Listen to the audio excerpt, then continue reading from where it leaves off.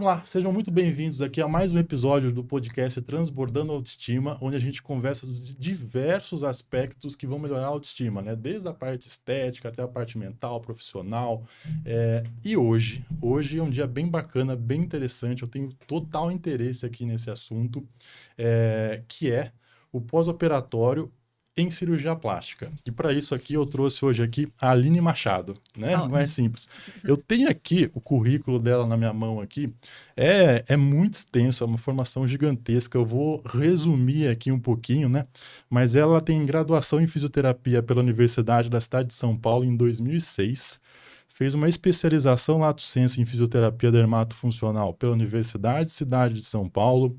É mestre, fez mestrado já em ciências pelo programa de pós-graduação em cirurgia translacional na Universidade Federal de São Paulo e também fez doutorado, né? Uma pessoa completa aqui.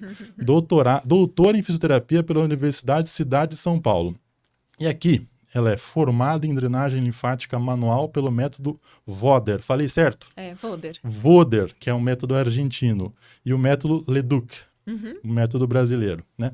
E, atualmente, então, ela trabalha na área e ela é docente do curso de graduação em fisioterapia da Universidade Paulista e também é docente do curso de pós-graduação da Universidade da Cidade de São Paulo. Isso é só um pedacinho do currículo dela aqui. Isso daqui é bem interessante. Por quê? Todo mundo sabe, todo cirurgião, todo paciente, por mais leigo que seja, a gente sabe que é importante fazer um pós-operatório, numa cirurgia plástica, por exemplo, em outras cirurgias também, isso é conhecido. A dificuldade assim, que eu vejo no meu dia a dia quanto à padronização desses eventos. Eu estava até discutindo antes aqui da gente começar a gravação com a Aline. A gente vai tentar chegar num consenso aqui, né? Se existe certo e errado, né? Se existe um método correto, um método errado, e buscar um pouquinho aí das evidências aí. Eu queria, que eu fiquei curioso aqui, que você falasse um pouquinho desses dois métodos que você fez aí, que é formada na drenagem linfática especificamente. Primeiramente, quero agradecer o convite do Dr. Rafael. Assim, para mim, eu me sinto lisonjeada por ter recebido esse convite, poder falar para tantas pessoas sobre a minha atuação, sobre o que a fisioterapia faz. E eu vou pedir licença para eu contar um pouquinho da formação do fisioterapeuta para poder chegar na sua primeira pergunta. Por favor. Então, eu sou fisioterapeuta, eu me formei em 2006. De lá para cá, a fisioterapia, ela sofreu diversas transformações em relação à evolução. E nesse meio tempo, eu fiz uma especialização que é a mais importante nesse aspecto do que a gente está discutindo hoje, que é a especialização, a pós-graduação em fisioterapia dermatofuncional. A fisioterapia dermatofuncional, ela é uma área da fisioterapia. Assim como a medicina, outras profissões, elas têm as especialidades. A fisioterapia dermatofuncional, ela é uma especialidade do fisioterapeuta. A fisioterapia dermatofuncional, ela atua com as disfunções do tecido tegumentar, do sistema tegumentar e sistemas correlatos. Então, um fisioterapeuta... tegumentar, pele. Pele. Tá bom, verdade, pessoal? Estamos falando para leigos também. Sistema tegumentar, Sim. Pele, né? Então, é a parte da fisioterapia que mexe com pele. Você bateu o osso lá, tem a fisioterapia da reabilitação muscular, tendinosa, de ortopedia e... Na especialização aqui da fisioterapia dermatofuncional é a que cuida da pele, Exatamente. Que é onde o cirurgião plástico trabalha. Isso. Dentre as áreas que a gente atua na fisioterapia dermatofuncional, inclui o pré e pós-operatório de cirurgia plástica, bariátrica, cirurgias vasculares. A gente também atua com reparo tecidual, queimados, alterações vasculares no sentido de distúrbios linfáticos. Então, a gente tem uma gama de possibilidades, além da própria estética em si, que também atua-se dentro dessa área.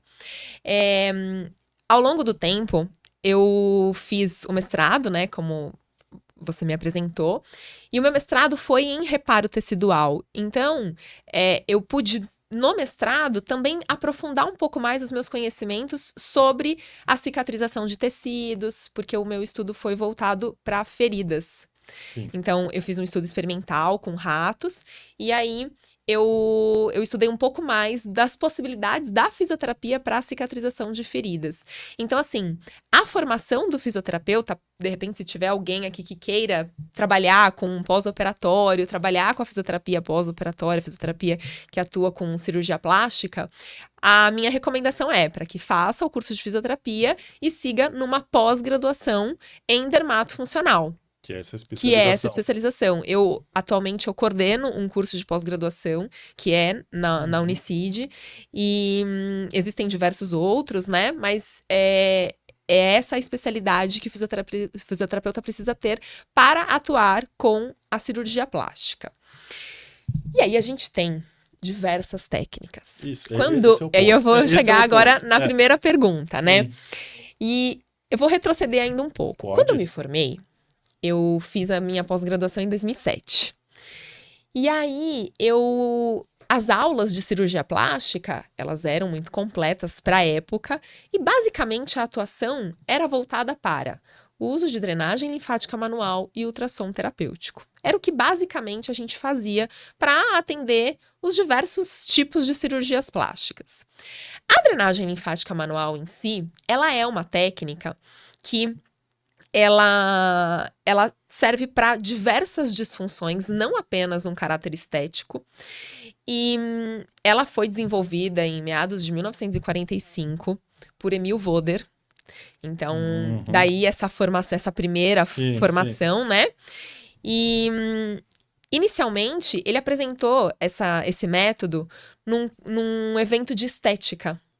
E por isso que a drenagem, ela teve esse percurso para a estética, porque inicialmente ela foi apresentada justamente para um público que atuava com estética, que não eram fisioterapeutas na ocasião, né? E Emil Voder, ele formou algumas pessoas nesse método. E aí, foram criados outras escolas, outros métodos de drenagem linfática. Então, a gente tem aí a técnica de Leduc, a gente tem outras técnicas a gente tem técnicas que são brasileiras, outras não.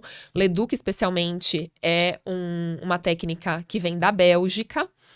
E então, a gente tem escolas de drenagem. Então, a gente pode falar de diversos métodos aqui. O mais importante é a gente sempre ter em mente que a drenagem linfática, ela é uma técnica, ela é uma técnica de massagem. E aí, quando eu falo massagem, a gente já está pensando em algo relaxante, em algo que promova bem-estar.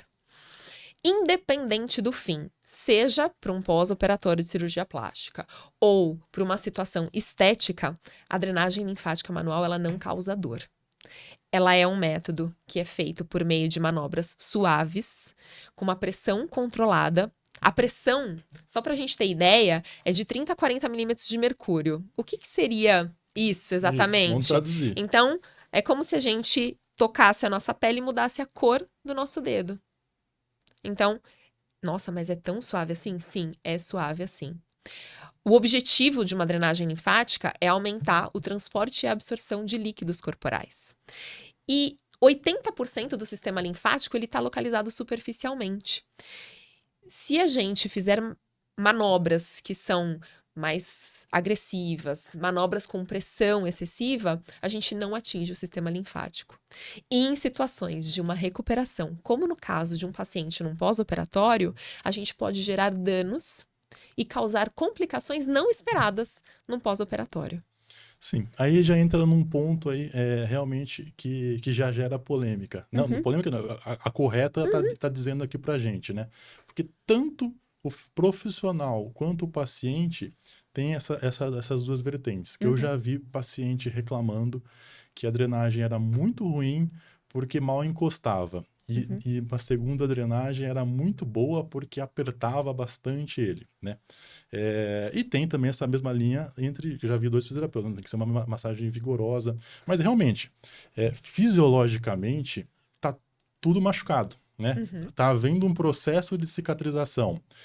Só que é um processo de cicatrização interno, um processo que a gente não consegue visualizar, né?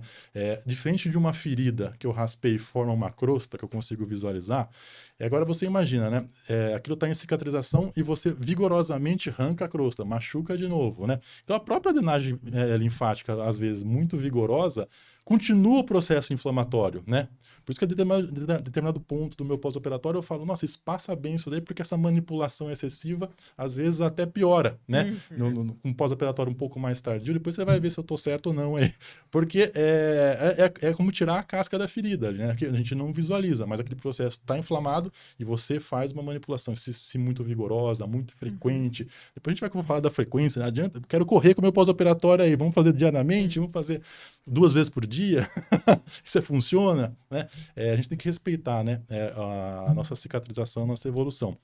Mas, então, tanto de paciente como de profissional, tem essas duas linhas. Tem que ser vigoroso, tem que ser leve, tem o que gosta do vigoroso. Mas, realmente, a massagem tem que ser efetiva, né? A drenagem tem que ser efetiva. E não piorar o processo inflamatório, que já é gigantesco no caso, por exemplo, de uma lipoaspiração. O processo inflamatório é imenso. Então, de repente, para o paciente saber também aí, né? Que talvez uma massagem mais suave, parece que não está sendo drenado, essa sensação, né, que dá essa sensação, preciso trocar de profissional, porque é muito ruim a drenagem dela. É falsa? Sim. É recorrente chegar paciente no consultório e ter esse tipo de fala. Então, assim, como eu já tô muito acostumada com essa fala, então tá bom. eu já faço toda a minha apresentação. Olha, o que você vai sentir é algo extremamente leve, tá? Se a pessoa tem alguma experiência prévia de alguma outro tipo de massagem, isso eu vou questionar durante uma avaliação, né? Mas eu sempre explico, olha, a manipulação, ela é suave, e conforme eu for fazendo, eu vou te mostrando os resultados disso. Porque, apesar de ser uma técnica que é leve, a gente consegue ver resultados imediatos. E o paciente também sente.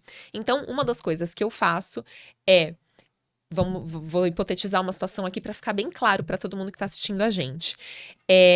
Realizo a drenagem linfática manual no membro inferior direito. Após finalizá-la, eu peço para o paciente comparar. Então, eu falo para ele, olha, levanta uma perna e levanta a outra. Doutor Rafael, eu tenho um artigo publicado sobre isso. É difícil a gente mensurar o que a pessoa vai dizer, porque cada pessoa vai usar uma palavra para qualificar a sua sensação. E aí, é praticamente unânime a seguinte resposta. O membro drenado está mais leve. Mais leve. A palavra é leve. Tá? Então, todos... Eu deixo livre, eu não pergunto pro paciente, a sua perna direita está mais leve? Entendi. Não, eu falo, você sente alguma diferença? O que você sente diferente? Às vezes o paciente fala, essa tá mais pesada. Então, não, mas eu quero saber o que aconteceu que eu fiz a drenagem. Essa tá mais leve. Então, assim, é a sensação que a drenagem dá. Isso não especificamente num pós-operatório de cirurgia plástica, mas em qualquer outra situação. Além disso, a maleabilidade do tecido, ela fica mais suave. Então, ao toque, mesmo de uma pessoa leiga que nunca recebeu a drenagem, ao toque ela sente que o local que não foi drenado tá mais endurecido, tá mais cheio, e o lado que foi drenado, ele tá mais molinho, mais maleável, a pele tá mais solta. E fora a questão do peso em si na hora de movimentar, que isso é muito gritante na hora que o paciente sente essa diferença. Sim, sim. Mas tem, entre as escolas aqui, o que muda de uma para outra? Na verdade, assim, o que muda entre as escolas tá relacionado todas a todas tipo... são leves. Todas Pronto. são leves, Unânime, todas. tá, isso não O que aconteceu, e aí eu posso te contar um pouco essa questão histórica, tá? Primeiro, todas as escolas seguem o mesmo princípio. O que é diferente uma da outra, tá?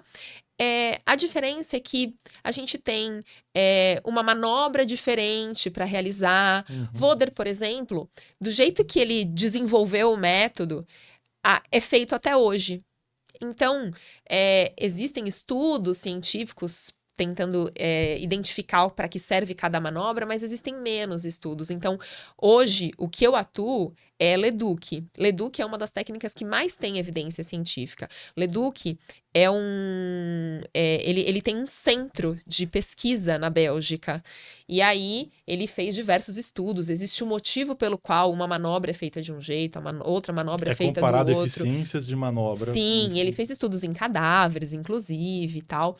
Então, a gente tem um embasamento científico para conseguir aplicar a técnica de forma correta. Leduc, especificamente, eu fiz curso aqui no Brasil e fiz curso com o próprio Leduc. Uma das últimas vezes que ele veio para o Brasil, acaba sendo uma formação internacional, né? Mas Sim. eu fiz uma das últimas vezes, que a última vez que ele veio para o Brasil foi o curso que eu fiz. Show de bola. Trouxe uma coisa aqui que nem conversei, meio surpresa. Vamos lá.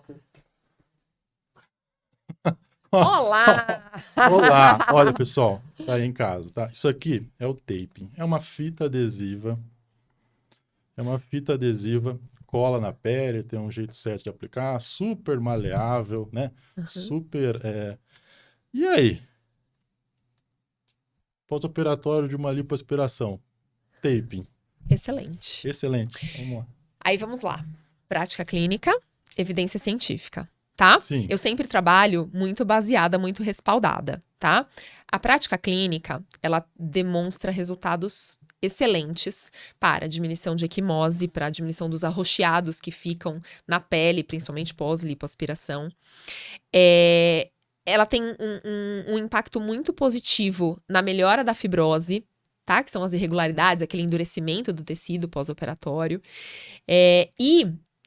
Dependendo da situação, a gente pode fazer a aplicação em seroma, em locais que tem um edema mais persistente, para fazer um tipo de compressão e você conseguir uma reabsorção melhor do edema daquela região. Em relação a evidências científicas, a gente ainda está caminhando. A fisioterapia ela tem um pouquinho disso. Sim.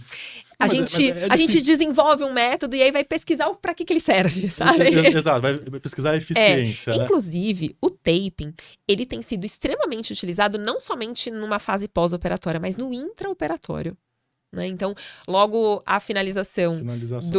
Da cirurgia plástica, a hora que o cirurgião termina, o fisioterapeuta vai e faz a aplicação do taping com esses objetivos. Sim, com esses objetivos. Então, diminuir a mancha roxa, diminuir o endurecimento, a cicatrização excessiva, diminuir a formação de líquido. E, como a gente viu aqui, é uma observação clínica do dia a dia, né? E o que você atribui? Como isso daqui poderia estar ajudando isso? Como isso aí atuaria? O que você acredita que essa fita na pele poderia... Qual o mecanismo de ação que isso poderia ter? Uma vez que a gente está falando de uma coisa empírica, né? Uma coisa ainda em desenvolvimento. Caminhando, né? Olha, o taping, ele depende da forma com que ele for aplicado. Basicamente, a gente tem duas formas. Uma forma que ela é mais compressiva, para gerar uma contenção no tecido. E com isso... Tem uma ação física. Exato. E existe também a aplicação linfática, que é feita com tirinhas menores... É recortada essa fita e a gente coloca tirinhas menores fazendo um direcionamento para o local onde o líquido desemboca. Então, como se fosse o ralo daquela região, né? E aí, a tração da pele gera um melhor direcionamento para a absorção e o encaminhamento desse líquido. Poderia ser uma abertura dos linfáticos ali? Sim, poderia ser isso daí. A atração que ele faz em relação à pele e a atração que a pele vai gerando no tecido abaixo facilita a abertura dos linfangions, que são as estruturas que fazem a porta de entrada para os líquidos permearem dentro do vaso linfático. Sim. E quando você fala da ação física de contenção, é aquela aplicação que é quase o corpo todo, assim. Sim. É uma aplicação completa no corpo todo. Ou na região que foi operada, por exemplo. Sim. Na região, na região sim, como um todo. Cobrindo a pele, né? Sim. Entendi. E aí, a dúvida aí, começa quando, num pós-operatório de lipoaspiração, a manipulação desse tecido? Qual que seria? Tem alguma evidência? Só experiência clínica? Quando que começa essa manipulação? Hoje, o nosso conceito é o mais precocemente possível. Então, o quanto antes. A atuação no pós-operatório, ela visa uma reabilitação pós-operatória.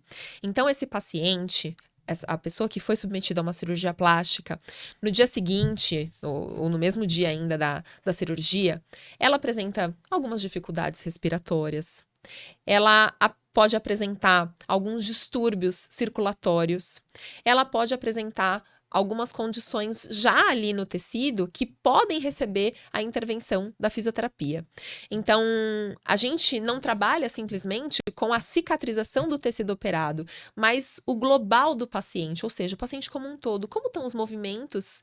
Ele teve uma cirurgia no abdômen, mas como estão os movimentos de membro superior, os movimentos de braço, né? Então, ventilatório, né? Respiração, exato, que às vezes fica muito comprometida com a telectasia, né? Às vezes a pessoa está tão restrita com aquela malha compressiva, tem uma manipulação mamária e acaba fazendo uma respiração muito superficial, né? Isso tem problema? Tem, eu sempre oriento os pacientes. Por quê?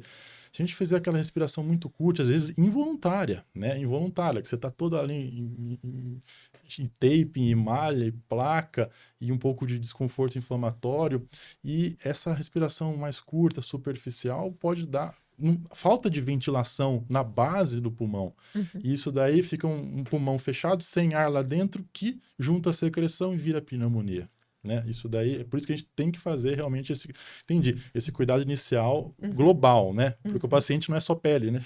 Sim. O paciente não é só pele, Sim. né?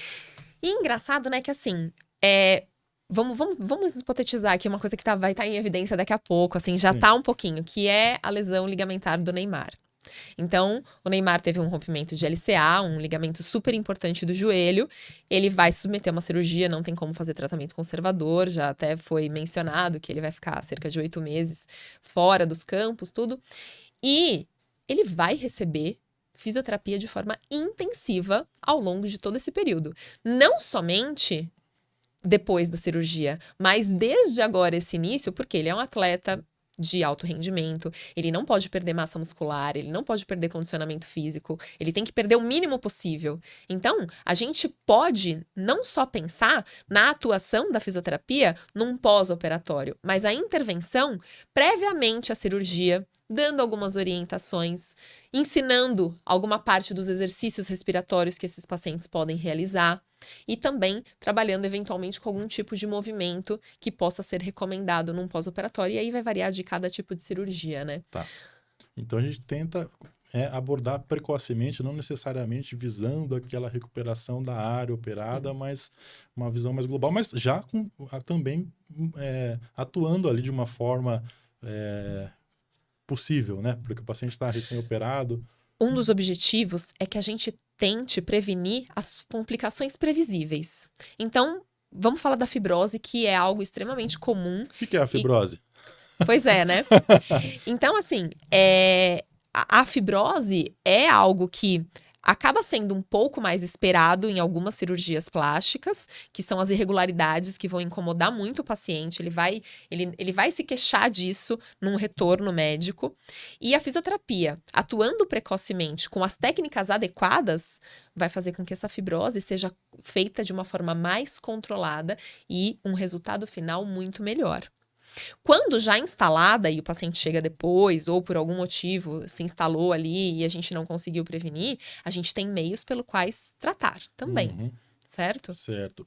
E então, a gente inicia precoce e como que seria a frequência? Ótimo. A frequência, ela não precisa ser alta. Tem uma coisa que eu costumo dizer que é... Darwin fala que as coisas tendem a acontecer naturalmente. E, inicialmente, uma atuação em torno de 3 vezes na semana, 2 vezes na semana, é o suficiente. Eu já tive paciente que falou pra mim, olha, eu quero ser atendida todos os dias. E eu falei, ok, só que eu vou te explicar. Se você for atendida 5 vezes na semana, ou se você for atendida 3, eu não vou garantir que você vai ter um resultado melhor. 2 vezes mais rápido. E mais rápido. Ela falou, ok, eu quero ser atendida todos os dias. Sim. Tudo bem. Então, aquilo também era uma forma de terapia para ela, uma distração naquele momento que ela estava se recuperando. Mas eu deixei muito claro que ela não precisaria fazer todos os dias e realmente não precisa, tá? Mas a frequência em torno de 3 vezes na semana, inicialmente, é o ideal, é o perfeito. Legal, eu gosto disso também. E assim, às vezes, a ideia, igual pode falar. Desculpa, a gente tá hipotetizando uma situação em que o curso das coisas está normal. Sim. Sim, claro. Um pós-operatório regular, que não houve nenhuma complicação, isso, né? Que precise de um tratamento mais agressivo ali, mais localizado e mais intensivo. Mas por que não adianta? Vamos separar. Diariamente já não teria tanto benefício na redução do tempo da recuperação. Eu quero fazer 2 vezes por dia, eu quero ficar fazendo aqui drenagem o dia inteiro para no final de semana também. Não adianta, porque a fisiologia da cicatrização, ela tem um tempo. Vai ter diversas fases. É aquilo que eu falo. A gente enxerga o cortinho na pele. O cortinho da pele, ele começa bem vermelho. E esse processo todo aqui, até aquela cicatriz amadurecer, deixar de ser inflamatória, vermelha, pigmentada, leva ano. Né? Por baixo da pele é a mesma coisa, só que não é visível. Né? Mas assim, o processo inicial aí da cicatrização, tem que respeitar, né? Que ele vai levar...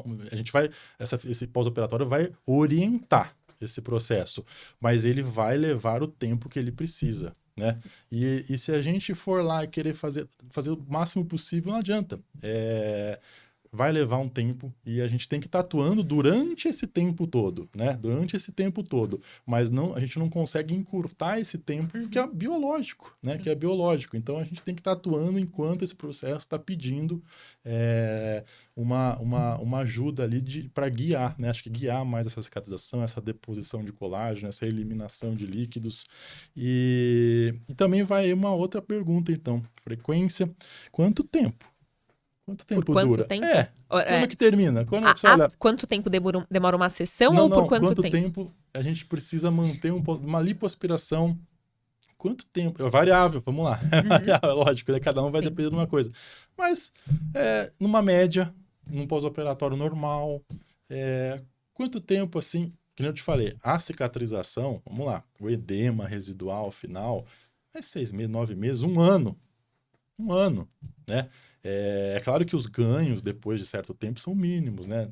Mas o processo inflamatório está ali ainda instalado, né? Mas quanto tempo eu preciso estar em cima, guiando essa cicatrização para ela ir tranquilo e seguir teu fluxo, seguir o ano, 12, 9, o tempo que for necessário, cada um vai levar um tempo, e que eu poderia, na média, assim, manter, que eu precisaria estar mantendo.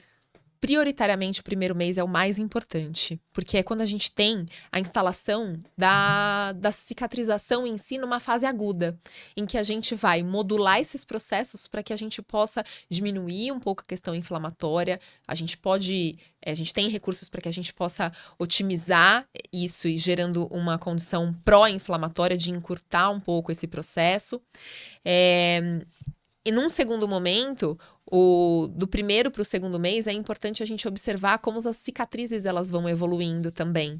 Claro que existe o retorno no médico, enfim, mas a gente vai controlar muito bem, muito mais de perto esse processo, porque a frequência com que a gente vê essa paciente é maior. Então, se eu pudesse montar um protocolinho aqui do que é mais comum, eu diria o seguinte: primeiro mês, as primeiras semanas, não primeiro mês, mas as 2 primeiras semanas, cerca de 3 vezes na semana. E aí, pro final desse 1 mês, 2 vezes na semana, mantendo mais 1 mês, até no máximo 3 meses, cerca de 1, 2 vezes na semana. Puxa, bem para resumir, para facilitar meus pacientes, eu falo assim, 3 vezes por semana, 10 sessões. Vai dar 1 mês. Vai dar 1 mês e meio, mais ou menos. Depois, 1 mês e meio. Depois, a gente já fala, já vai para 1 vez a semana aí, porque tem o edema?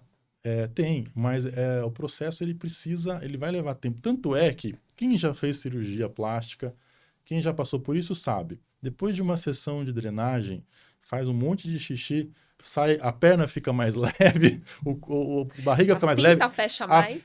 A cinta fecha mais, sai outra pessoa da drenagem e no dia seguinte voltou tudo.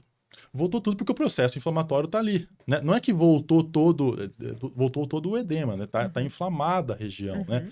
Então, e não adianta correr, né? Porque é um tempo para desinflamar esse organismo, por isso que vai levar, mas tá bem alinhado mesmo. Então, é isso aí, A questão da drenagem vigorosa, então, a gente já pode Cai por botar terra, um ponto por favor. final aqui. E só é importante a gente também comentar o seguinte, que nesse primeiro momento, a gente também tem que tomar um pouco de cuidado com o que a gente oferece como recursos para esse paciente. Então, assim, os cirurgiões, eles costumam prescrever drenagem, né? E aí, dependendo de como for a experiência de cada profissional, às vezes inclui-se algumas outras técnicas, alguns outros equipamentos que podem gerar uma condição de maior inflamação nesse tecido. Então, o mais recomendável, e justamente por isso que eu aqui como fisioterapeuta vou puxar a sardinha aqui para o meu lado, é dizer que a recomendação é para uma reabilitação pós-operatória.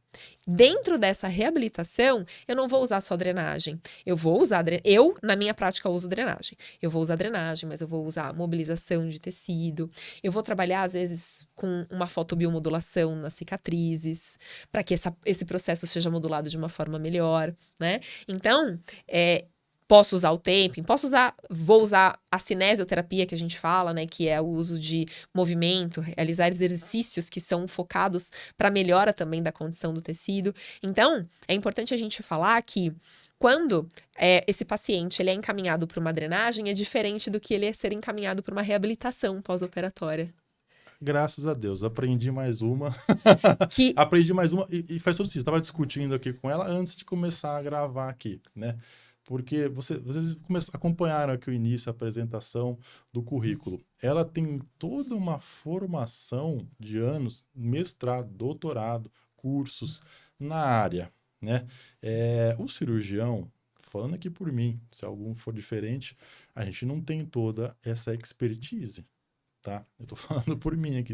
Desculpa aos outros cirurgiões plásticos aí que são experts aí em pós-operatório aí fizeram toda uma formação e um estudo na área. Não. Então, realmente é um trabalho de conjunto, né? Porque é multidisciplinar, né? Para ter um melhor resultado. Então, a melhor indicação, então, é indicar a reabilitação pós-operatória, né? E exatamente. E essas indicações de frequência, porque você vai estar acompanhando de lá, ele pediu para fazer 2 vezes na semana. Você tá, poxa, mas 3 ia ser melhor, né? Sim. Porque ela tá precisando de um pouquinho mais, né? Sim. Mas o cirurgião prescreveu esse número. O cirurgião prescreveu assim, prescreveu para não fazer, para usar ultrassom, prescreveu, às vezes, é uma prescrição sem tanto embasamento aí e conhecimento que foge um pouco da área aí do cirurgião plástico. Então, é interessante aí a gente prescrever essa forma aí, né? E deixar, eu preciso de uma reabilitação para esse paciente aqui. E daí fica mais livre, né? Para vocês poderem estar indicando, introduzindo e tendo um resultado superior, né? Não fica algemado naquele papel que foi, olha, faça isso. Na minha opinião, todo cirurgião, ele precisa ter essa equipe. Porque eu também não sei fazer a cirurgia. Sim. Então, cada um tem o seu quadradinho ali para atuar, né? Então, se a gente conseguir trabalhar em conjunto, a gente faz trocas que quem é que vai ganhar? O paciente. Sim. O paciente vai ganhar. Uma vez que eu confio na cirurgia que foi feita, eu me sinto à vontade de trabalhar com as técnicas que o cirurgião confia no meu trabalho. E tem um detalhe. Quando o cirurgião ele prescreve drenagem pós-operatória, e isso também acontece muito no consultório, tá?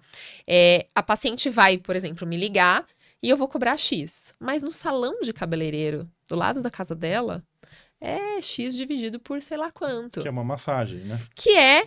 Mas é drenagem sim, que ele sim, prescreveu. Então, assim, a capacitação profissional para fazer a drenagem é diferente e por isso que a gente tem essa diferença na recomendação do que é indicado para o paciente naquele momento. A gente se sente mais livre em aplicar técnicas que possam ser adequadas. Eu trabalho de uma forma mais conservadora, com terapia manual, com movimento, com equipamentos que são equipamentos mais direcionados. A gente sabe que tem linhas de pessoas que trabalham mais com ultrassom, radiofrequência, não é a linha que eu trabalho. E cada um tem os seus ganhos específicos. Em certos momentos, realmente, isso vai ser indicado, na minha opinião. Enfim, a gente vai modulando aquilo que é a necessidade do tecido naquele momento. Me fala desses equipamentos aí e o que entraria em cada momento, então. Olha, eu acho que no começo, num pós-operatório mais recente, o tecido ele tá inflamado. Então, assim, sinais básicos de uma inflamação são inchaço, a vermelhidão, a dor, o rubor em si, o tecido inflamado em si, Qualquer né? equipamento que vai liberar energia, seja ultrassonográfica, seja radiofrequência, seja Que seja ondas eletromagnéticas. eletromagnética, tudo isso vai inflamar mais. Exato. Então, neste momento, a gente tem que usar de técnicas que sejam que aliviem esse processo inflamatório, que a gente consiga acalmar esse tecido. Às vezes o paciente chega pra gente com poucos dias de pós-operatório, 15 dias, por exemplo, e fez já vários equipamentos ou manipulações excessivas. E aí a gente tem que fazer o seguinte, vamos parar um pouquinho, certo? Então, vamos fazer uma boa sessão de drenagem, um pouquinho de mobilização desse tecido e só. Aí o paciente sai com aquela sensação de que, meu Deus, eu não fiz nada. Sim. No outro eu fazia mantos, radiofrequência, fazia carboxy, fazia isso, e agora eu fiz só isso. E aí o paciente refere o quê? Nossa, eu me sinto melhor nesse momento, porque o tecido... Desde que ele entenda, né? Porque às vezes ele pode se sentir frustrado, né? Tem que ser muito bem conversado, na verdade é isso. O paciente, quando procura, muda de profissional, é porque ele também não tá se sentindo confortável. Sim. Então, nesse momento inicial, essas técnicas para amenizar, para acalmar o tecido, para diminuir essa inflamação. Na condução de um pós-operatório mais a médio prazo, a gente vai ver como que esse paciente vai evoluir. Ele vai evoluir com alguma deiscência, por exemplo, que é abrir os pontos. Então, talvez a gente tenha que usar uma fotobiomodulação. Se não houver esse recurso, a gente pode pensar no uso de um ultrassom terapêutico. A manipulação da fibrose, como ela vai ser feita? Existem linhas que vão trabalhar somente com terapia manual. E existem linhas que veem os benefícios dos equipamentos. Então, que equipamentos que poderiam ser indicados para fibrose? Ultrassom terapêutico. A gente pode utilizar a radiofrequência, mas são equipamentos que geram calor. Uma vez que eles geram calor, eles só podem ser utilizados de uma forma que o ultrassom dá pra gente manipular para não gerar calor, mas a radiofrequência não. E aí, eu vou ter que usar num momento em que o tecido não tá mais quente, porque não é inflamado, porque se eu colocar quente em cima do quente, fica muito quente, muito né? inflamado. Muito inflamado. Mais fibrose, mais exato, colágeno, né? exato. Mais produção de cicatriz. Então, de médio a longo prazo, a gente pode pensar no uso desses recursos que vão gerar um pouco mais de calor para deixar essa fibrose mais maleável, mas na minha opinião, a terapia manual, ela sempre é indicada em qualquer momento. Sim, mas eu gostei de uma coisa que você falou aqui, que na prática clínica é bem interessante. Se houver uma evolução desfavorável, né, houver excesso de formação de cicatriz abaixo da pele, como a gente tem na pele, aí cicatriz hipertrófica, cicatriz queloidiana, tem pacientes que às vezes são formadores de colágeno ali, formam aquele monte de cicatriz embaixo da pele e meio incontrolado, né, uma produção. E esses pacientes ficam desesperados, né? Desesperados, ficam extremamente apreensivos com toda a razão. E aí começa esse processo de, meu Deus, preciso fazer. E aonde ele vai, uma vez por... um aplica um aparelho, o outro aplica o outro vai quebrar a fibrose na mão, né? Vai lá quebrar e vai. Qual que é o resultado disso? Nada. Às vezes, o que a gente tem que ver? É o que você falou. Por isso que eu falei assim, eu vou retomar o que você falou. Né? O tecido está recebendo estímulo demais. Exato. Ele já é formador de excesso de cicatriz, né? Aquela inflamação gerou muita cicatriz interna. Toda essa manipulação, e quanto mais angustiado o paciente fica, mais ele quer fazer, mais ele busca alternativas e cada vez mais agressivo, né? Porque aquele monte de fibrose, se você faz uma coisa suave ali, ele vai achar, meu Deus do céu, eu preciso meu caso é grave, eu preciso de mais coisa. E às vezes chega todo manipulado, já fez de tudo, e o resultado disso tudo é um agravamento. Por quê? O processo inflamatório que gerou essa fibrose aumenta e gera mais fibrose, né? E às vezes o que a gente tem que fazer? Parar, estancar isso daí, de repente estancar mesmo, assim, né? Olha, vai para casa, não faz nada essas 2 semanas.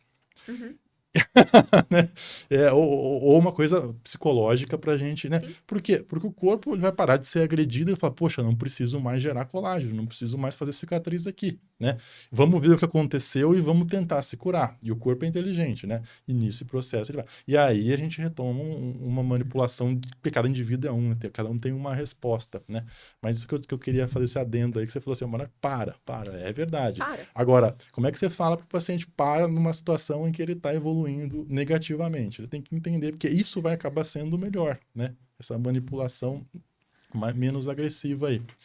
E daí, assim, você falou, tem o ultrassom, a fototerapia, né? A fototerapia é mais para feridas, né? Para acelerar o processo superficial de cicatrização. Sim, para cicatriz em si.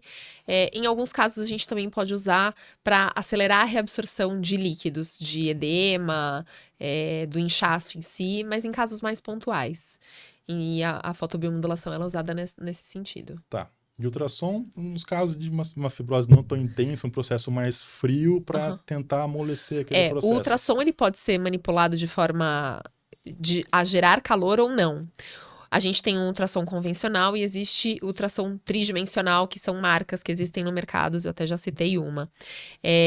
Existe a radiofrequência, que aí ela gera um calor mais intenso e pode até gerar um pouco de retração de tecido. É até indicada para uma situação em que o paciente pós-lipo ficou com a pele um pouco mais flácida ou para rejuvenescimento facial e não necessariamente pós-cirurgia plástica.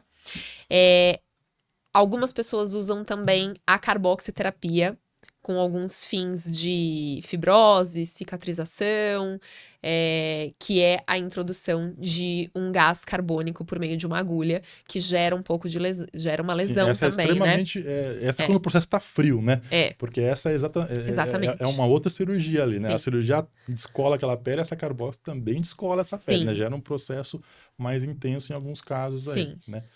E assim, no pós-operatório, a gente tem esse edema, essa formação de retenção líquida no tecido, né? Na pele, no subcutâneo, que é a gordura embaixo da pele, nas adjacências. Mas, como a gente faz numa lipoaspiração uma remoção muito grande desse tecido, forma-se espaços embaixo da pele, né? Descolamento dessa pele, e a gente chama de espaço morto, porque onde antes existia gordura, é um espaço vazio, né? Agora se transformou num espaço vazio, que ainda não há uma cicatrização, uma aderência da pele nessa parte profunda que é a musculatura. E esse processo inflamatório junta esse líquido no tecido, que a gente consegue tirar numa drenagem, vai guiar para os linfonodos, mas cai muito líquido nesse espaço, que é um líquido solto, né? Que é um líquido que é difícil, ele não está no tecido onde tem o tecido linfático, onde a gente consegue guiar esse líquido, tirar do tecido e fazer ele progredir embora, né? Eliminar isso do corpo. Ele caiu ali, e ali não tem sistema linfático para... Até tem, mas enfim, não tem uma via anatômica. Não tem uma via anatômica. E a lipoaspiração ela acaba gerando esse líquido que chama do quê? O tal do seroma, né? Esse é o seroma. E é fácil diagnosticar, né? A pele fica parecendo uma almofadinha. E nesses casos aí, na parte de fisioterapia, o que dá para fazer nessas formações de líquido aí que você acha que seria legal? A drenagem linfática, ela auxilia muito na diminuição da formação do seroma, porque esse espaço que ele tem esse acúmulo de líquido, a gente consegue direcionar esse líquido aos pouquinhos para ir para um sentido... É como se a gente tivesse uma formação que não está conseguindo chegar na rua. E aí a gente vai direcionando para esse líquido chegar numa via e a pessoa consiga andar e ir para a avenida. Né? Então, a gente consegue direcionar esse líquido para uma via de recolhimento e aí fazer a eliminação dele. Além disso, a movimentação ela é indicada para mobilizar esses líquidos e o taping também. Ele serve para realizar uma pressão e diminuir a formação do seroma naquela região. No entanto que para seroma, a gente faz uma aplicação compressiva bem em cima do seroma para diminuir a formação dele. Sim. Eu acho que exatamente. A causa é esse espaço que foi criado. Sim. A solução, ela tem que eliminar mas a solução é acabar com esse espaço, né? Então, o taping vai fazer uma compressão, mas ele não tem um poder de sentar em cima dessa pele e apertar a pele ali, né? Então, a melhor prevenção e tratamento é a compressão externa. Sim. Né? É aquilo que o paciente vai fazer no dia a dia, na rotina, no uso. Por isso que a malha é importante, né?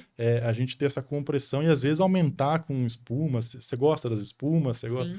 Porque a gente consegue localizar mais nesse espaço que está, fazer uma compressão, manter esse espaço sempre fechado para que haja cicatrização e fechar esse espaço aqui. Porque por mais ajustado que a malha esteja, muitas vezes existe uma folga entre a pele em cima do bumbum, e ela. Em cima Exato, do bumbum é super difícil. Né?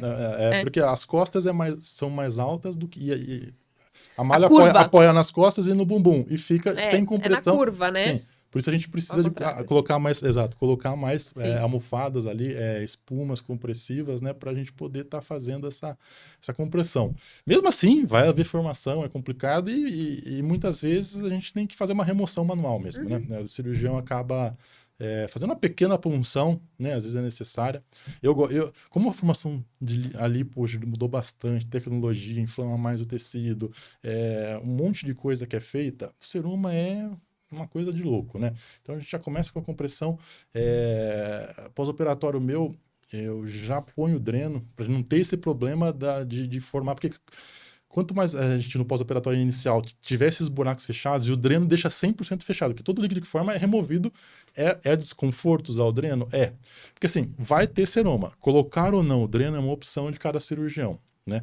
Eu acabo optando por colocar, é desconfortável, o paciente não gosta, mas todo esse líquido que forma, ele já acaba caindo, saindo, e o dreno é a vácuo, então ele fica sugando ali.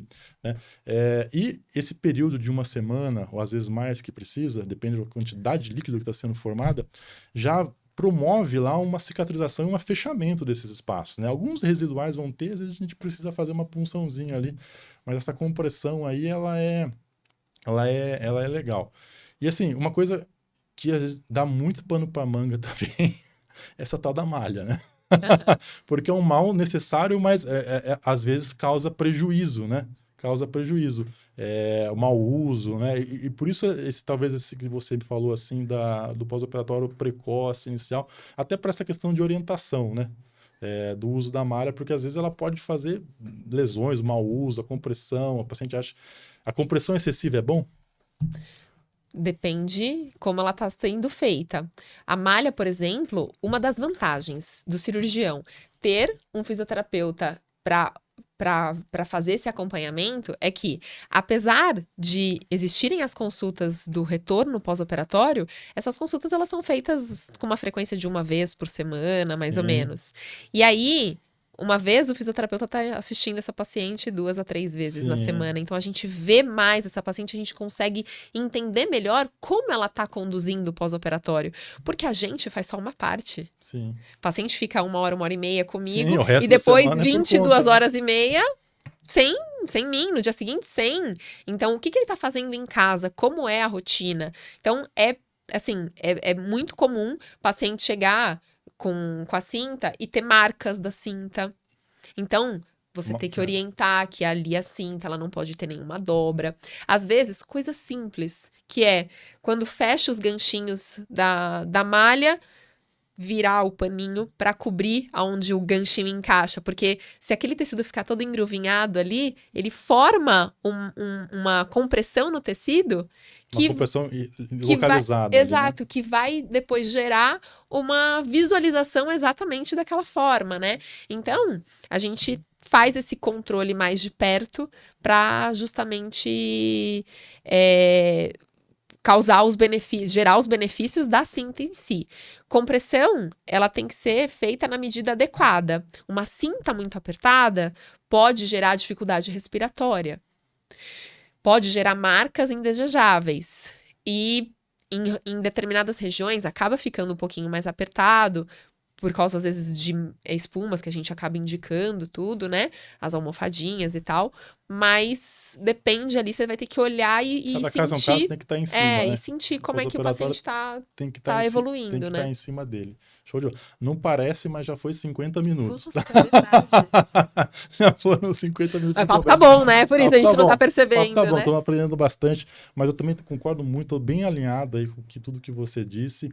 E eu queria deixar um pouco livre aqui. Acho que você tem alguma coisa especial, alguma coisa que você queria falar, algum insight, uma dica, ou livre, né? Uma coisa que eu não cobri aqui, que você vê, poxa, eu precisava falar isso lá e acabamos não entrando nesse assunto.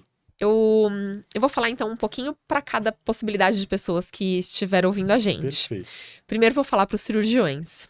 Eu conheço bastante cirurgião plástico, não somente por conta da minha atuação na prática clínica, mas principalmente por conta da minha formação acadêmica. O meu mestrado eu fiz pela cirurgia plástica da Unifesp. Então, é um programa, ele existe ainda, é um programa que inclui diversas especialidades profissionais e, por ser a cirurgia plástica, a gente tinha muitos cirurgiões plásticos lá, e a minha recomendação é para que sempre o cirurgião plástico tenha um ou mais fisioterapeutas que possam conduzir os seus pós-operatórios. Eu até conversei no início, né? É tão delicada a formação do cirurgião plástico, é tão demorada e ele é cobrado de um refinamento que está dentro da cabeça da paciente. E a condução de um pós-operatório, principalmente, ela tem que ser acompanhada. É como entregar um trabalho que você acabou de fazer na mão de um desconhecido que não sabe como conduzir aquilo. O paciente, ele apresenta dificuldade para fazer troca de curativo, ele apresenta dificuldade para tomar banho.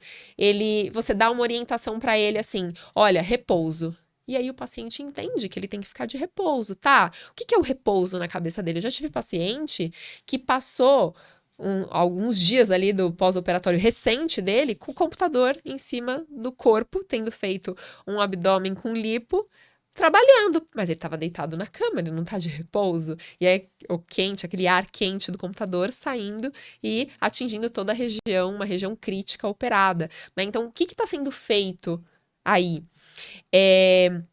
E quando eu digo um ou mais, é porque existem comodidades para o paciente. Então, às vezes o paciente quer um atendimento domiciliar, que um fisioterapeuta não vai conseguir atender por conta da distância. Existe um paciente que tem uma necessidade especial em relação ao horário. Então, você pode oferecer opções para o paciente. Olha, eu tenho esses contatos, são as pessoas que costumam trabalhar comigo. Então, você pode procurar por esses fisioterapeutas. Acho que essa é a principal recomendação que eu daria. Para os fisioterapeutas, eu diria que a gente sempre precisa ter um contato muito direto com o cirurgião. A gente tem que se sentir bastante à vontade para tirar dúvidas. Hoje existem inúmeras técnicas para tudo que é cirurgia, ainda mais a lipoaspiração, que é uma das mais realizadas e que podem ter peculiaridades ali que a gente possa desconhecer naquele primeiro momento. Então, entender se aquele tecido ele foi manipulado só para retirada, se houve uma enxertia, por exemplo. Então, tirar as dúvidas, saber quanto de líquido foi retirado, ter acesso aos exames desse paciente, porque tudo isso vai conduzir os meios pelos quais a gente vai reabilitar esse paciente. Se ele tiver, por exemplo, com uma eminência de anemia, a gente vai ter que controlar um pouco essa questão da fadiga, talvez aliviar um pouco a questão dos exercícios. Então, a gente vai ter que saber dosar isso. A formação contínua para o fisioterapeuta é extremamente importante. Eu atuo com cirurgia plástica desde 2007 e... Nossa, eu tenho, assim, se eu olhar hoje o que eu fazia em 2007, eu falo, gente, não tem a menor comparação com o que eu faço hoje. A evolução é rápida A atualmente, evolução né? Exato, a própria cirurgia plástica hoje, Sim. que demanda mais esforço de vocês, né? Porque a agressão tecidual é muito maior hoje numa lipoaspiração, né? Sim, a mudança ela é contínua. Então, o que eu fazia, nossa, é totalmente diferente com o que eu faço hoje. E posso dizer que os resultados que a gente tem hoje num pós-operatório, eles são muito superiores ao que eu tinha anteriormente. Então, assim, a gente tá evoluindo positivamente, sabe? Explique sempre pro seu paciente o que você tá fazendo. Eu acho que a relação na cirurgia plástica, independente do profissional que a gente tá falando, se for um nutricionista, se for qualquer outro profissional, a relação, uma vez um cirurgião plástico me disse assim, que a cirurgia plástica, o âmbito da cirurgia plástica é como uma religião. Eu tenho a minha, eu acredito que Deus existe, daquela posição, assim, não, eu não acredito, eu acredito que são santos, e cada um vai ter aquilo que acredita. Então você precisa seguir aquilo que aquela equipe tá falando e entender. Se você confia, você vai seguir aquilo para que você garanta os seus resultados. Eu acho que isso é fundamental. E agora vou falar o último público, assim, seria para os pacientes. Toda vez que você se planejar para fazer uma cirurgia plástica, coloque sempre no seu orçamento os cuidados pós-operatórios. Os cuidados pós-operatórios incluem a compra da malha, remédios, curativos e a sua reabilitação. É extremamente importante que você tenha orçamento também para isso. Porque é comum o paciente chegar no meu consultório e falar: mas eu tenho que fazer pós-operatório ainda, já gastei tanto com a cirurgia, né? Então, precisa, Sim, é indicado, faz parte, né? Faz parte. Então, às vezes, isso não está no orçamento do paciente. E por isso que muitas vezes o paciente vai buscar a drenagem. E aí a gente cai naquele problema que a gente já discutiu anteriormente. Mas poxa, o médico falou que eu preciso fazer drenagem, essa cobra X, e lá perto da minha casa, né, uma moça que eu já faço, tô acostumada, ela falou que atende, e aí será que eu não posso conduzir meu pós-operatório com ela? Ela falou que sabe. Então, tomar cuidado um pouco com isso, porque a cirurgia plástica custa tão caro, e não monetariamente, mas psicologicamente. A gente tem que se preparar, a gente tem que parar de trabalhar, a gente vai ter que pedir ajuda de pessoas para viver aquele momento. Então, é custoso. E aí, você fazer isso de uma forma que no final ou em algum momento você não siga exatamente os pontos, você pode estar gerando um problema que vai demorar mais ainda para resolver. Então, eu acho que eu poderia falar para esses três públicos que acho que são os possíveis de estar nos assistindo. Pois é. Olha, tá vendo? Eu sou um cara de sorte, né? Cada pessoa que eu trago aqui, uma melhor que a outra. É isso aí. Eu fico bem feliz aqui do pessoal que acompanhou ao vivo, do pessoal que depois vai ver a edição, que está assistindo. O contato da Aline, claro que vai estar aqui na legenda do vídeo, tá? Vocês podem entrar em contato com ela. E só gratidão aqui para você, tá bom? Doutor Rafael, eu que agradeço. Como eu disse, assim, é sempre muito importante poder falar do meu trabalho, poder falar da minha experiência. Essa abertura, ela é muito importante. Hoje em dia existem outros profissionais que também atuam nesse pós-operatório. Eu sou fisioterapeuta e eu enxergo que o fisioterapeuta é o profissional melhor qualificado para que ele possa fazer essa condução. Os nossos conhecimentos da faculdade relacionados a neuro, relacionados à trauma ortopédica, relacionados à parte de saúde da mulher, de geriatria, todos esses conceitos, eles vão ser utilizados também numa reabilitação pós-operatória. Então, a formação do fisioterapeuta é voltada para uma reabilitação. E aí, somado ao fato de que a gente tem uma pós-graduação, que normalmente é em torno de 1 ano ou 1 ano e meio, a gente tem uma formação aí de 6 anos e meio, basicamente, para atuar com isso. Eu acho que o fisioterapeuta é o profissional que melhor tem a qualificação para conduzir um pós-operatório. E eu só posso agradecer a oportunidade de estar falando sobre o meu trabalho. Eu que agradeço. Perfeito. Obrigada. Finalizamos.